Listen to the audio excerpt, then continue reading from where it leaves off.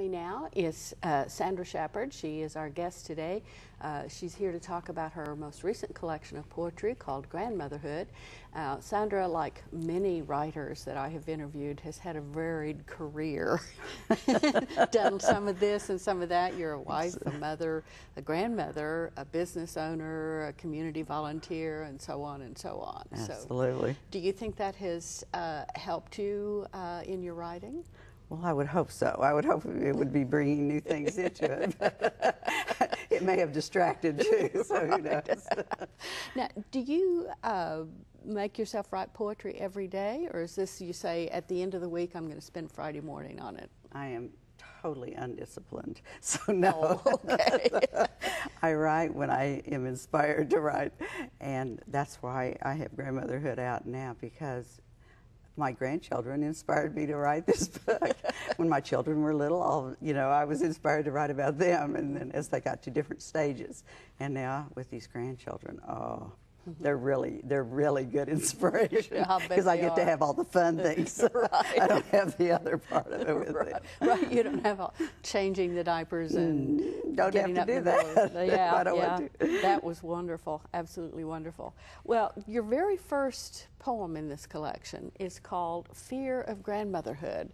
Now, after we've talked about how much fun it is to be a grandmother, why would you think of fear of grandmotherhood? Well, it was kind of tongue-in-cheek a little bit with the title, but when I found out that I was going to be a grandmother for the first time, we still had a daughter in college, and so it wasn't like the women who all their children are married and they're just waiting and waiting and waiting for this first grandchild.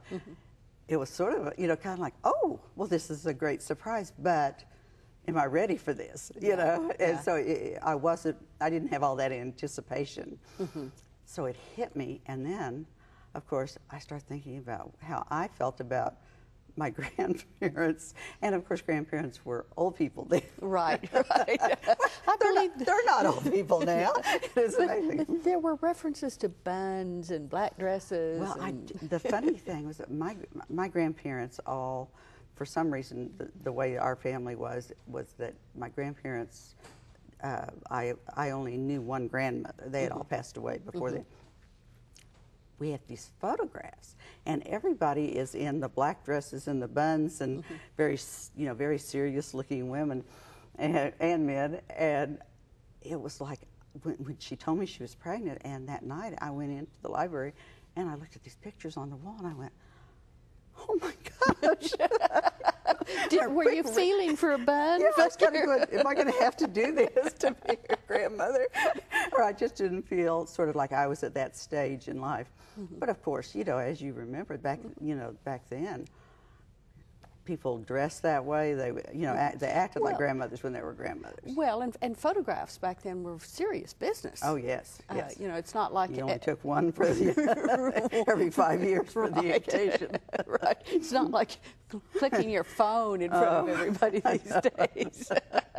You should see the albums I have now. Just grandchildren are just I'll bet, because you have what is it, 6? We have 6 grandchildren, and our 7th grandchild, who has thrown. Now, see, this book is dedicated to my 6 grandchildren because I thought that was it.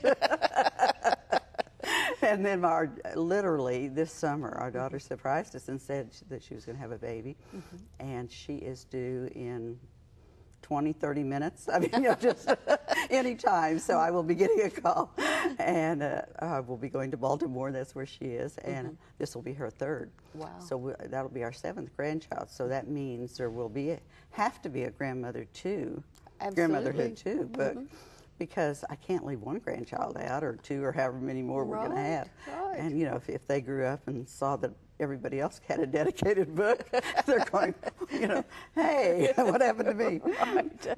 Well, one of the other poems that caught my eye was Falling in Love Again.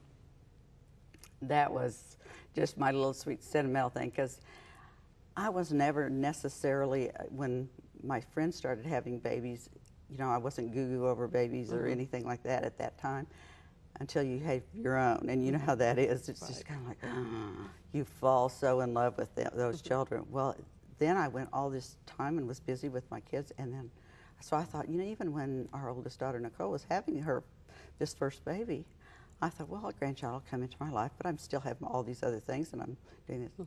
I mean, I took one look at this child, and it was like, okay, I don't want to do anything else. I want to have him come over. I'm going to turn off the phone, not answer the door. I'm going to just play with him all the time. And so it was like very, very easy to fall back in love with these grandchildren one at a time. But you did manage to write some poems about all of this in spite of all of that. Did you have to tear yourself away from your grandchildren? Well, it was easy. You know, it'd be like they'd be there, you know, like when I would have them overnight, or I'd have them for a certain period of time. And they were there, and then right after they left, I would have these feelings and would write down things. And I just was throwing them in a file at the time. You know, I would just write something down and think, I'll give that to him. And then all of a sudden I realized this file had gotten really fat. And as we had more grandchildren and so on, so I thought, hey, I can put this together now. Look how big it is. So I had done a lot. Now, did you decide the sequencing of the poems and the way they're presented in the book, or was an editor brought in for that? Well, an editor was brought in, but it's sort of divided into 3 sections. The first section is more about my feelings as a grandmother. Right. The second section is really about the kids and, you know, what they're doing, and, you know, the fun little things that they do that make me laugh. And then the third section was about turning 60, because I had written some of those poems anyway, you know, without the grandchildren, and I thought fits in perfectly with this time of our life. And so there's some funny things in there about unfortunately, it's funny. Well, very appropriate for grandmotherhood these days. The two, sometimes they seem to go together. Yes, they do. You first start feeling old, and then your kids start making you feel old. Right. Well, I want to thank you very much, Sandra, for being with us today. Oh, it's my pleasure. Thank you, VJ. Thank you. Sandra Shephard has been here telling us about her collection of poetry, Grandmotherhood. You can find it in your library and your favorite bookstore.